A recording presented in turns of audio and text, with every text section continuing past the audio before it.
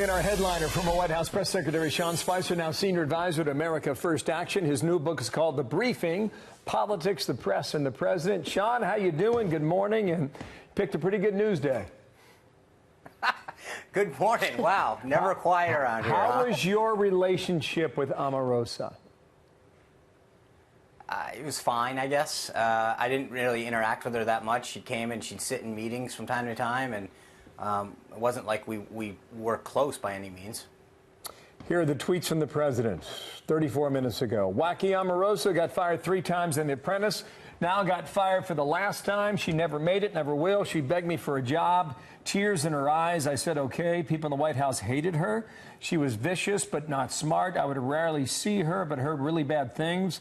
Nasty to people and would constantly miss meetings and work. When General Kelly came on board, he told me she was a loser and nothing but problems. I told him to try working it out if possible, because she only said great things about me until she got fired. Is that the end of it? Well, think about this. She walked out of the White House after she was fired and sung the president's praises on multiple occasions, on video and print, etc. And then within weeks is peddling a deal with publishers to say anything that she could to make money on a book deal. So that tells you all you need to know about her. The reality is that when she left, she says that she resigned. Now she says she was fired. When she left, she said that great things about the president. The first time she has to make money off of him again, she says quite the opposite. Over and over again, including on the interviews that she's given, she has just repeated false and misleading things. As I mentioned yesterday on your air, the idea that she brought a personal recording device into the Situation Rooms says all you need to know about Omarosa. She will do anything to further her own being, as opposed to uphold the security protocols that guard our national security. You know, Sean, there's so many alarming details about this. Number one, just the fact that she has completely just turned her back on a man who has supported her career from way back in her Apprentice days. But then number two, the security breach here. I understand she didn't technically break any laws, but it almost seems like there should be laws that have been broken here. This is a security detail, the Situation Room, where cell phones are not allowed, where national security topics are discussed. Highly sensitive information, and she manages to get in there with a cell phone. Well, I mean, I think that part of the reason is that when you're granted or apply for a security clearance, you agree to uphold to the standards and policies and procedures that are set forth. There's a box at each end of the Situation Room when you walk in, where you're supposed to not just put cell phones, but any kind of recording or wireless device, anything that has Bluetooth capabilities. And so you've got to wonder, she clearly went in there not just in violation of it because she carried the phone, right, but she had it on record. I mean, that is an unbelievable violation of every security protocol that was put in place. And I assume she had to have filled out some kind of paperwork at multiple points during her employment, which this would have been a violation of. Speaking of paperwork, she also signed a non-disclosure. She went out there and adamantly supported the president. And first of all, she thought she was supporting a future president who was a racist. She wouldn't have done so. She wouldn't have taken a job there. She also signed a non-disclosure agreement. That is legally binding. This woman is in hot water. I don't believe this is over yet. Right, but also, I mean, she started to make accusations about me yesterday in my book, which are completely false and inflammatory. I mean, look, here's the reality. I left the White House September 1st of last year. I made an agreement to pen my book in December, and I turned in that work in May. I didn't join America First until June 15th.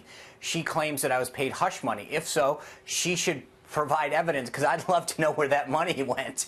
I didn't receive any hush money. I didn't join America First until June 15th. So, you know, I think I'm probably due a little of that hush money. Well, I heard you make the comment that she never reached out to me, and she should have, and I would have given her a comment, but I never heard contact. Police soundbite number 2, guys. You're going to hear a lot from her this coming week. It started on the Today Show on NBC this morning about lies inside the West Wing of the White House. As you'll see in Unhinged, I protected myself because this is a White House where everybody lies. The president lies to the American people. Sarah Huckabee stands in front of the country and lies every single day. You have to have your own back, because otherwise you'll look back and you'll see 17 knives in your back. Kellyanne Conway fired back with his 30 pieces of silver, a 7-figure book advance for you. Sarah Sanders says this: the very idea of a staff member would sneak a recording device into the White House Situation Room shows a blatant disregard for national security. Then to brag about it on national television further proves the lack of character and integrity of this disgruntled former White House employee. Late last night, Axios reports that everybody at the White House was afraid of her. Were they? I don't know they were afraid of her, but I think there was clearly rumors and concern about what came out to be true, which is, there were always rumors that she was recording people. No one knew whether that was the case or not. And then there's a question about, the level of integrity and trustworthiness that she had. But look, Bill, the bottom line is that, as I mentioned, she walked out of this White House talking about how great her experience was, how much admiration she had for the president, how much he had accomplished, and how pleased she was with her tenure there. It only took a few weeks for her to be bought off, and that just tells you everything you need to know about her. But the reality is, to be going around the White House secretly taping people, and then to top it all off, to bring a recording device into one of the most secure places that is supposed to exist, tells you everything that you need to know about her. She is untrustworthy, disloyal, and I think that, Kellyanne and Sarah are right. It's just unbelievable. But here's the bigger issue that I have, too, is these same news outlets that decry fake news, that talk about pursuit of the facts, now prominently display her. Why? Because she's going after the president. If she had written about her life and experience and continued to speak pleasantly about the president, one, I'm not sure it would have They wouldn't be covering it. But B, these same places would never have had her. Right.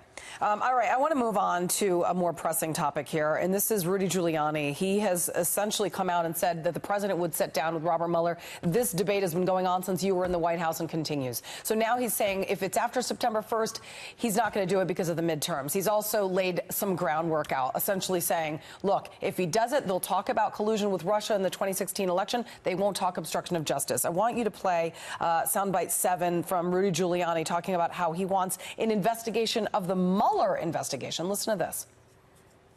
But it begins with a phony dossier, Strzok, the Horowitz report, which basically casts all kinds of doubt on what happened with Hillary, and then those people are transformed to the counterintelligence investigation. It never produces a darn thing. I am now convinced that the initiation of the independent counsel was totally illegal.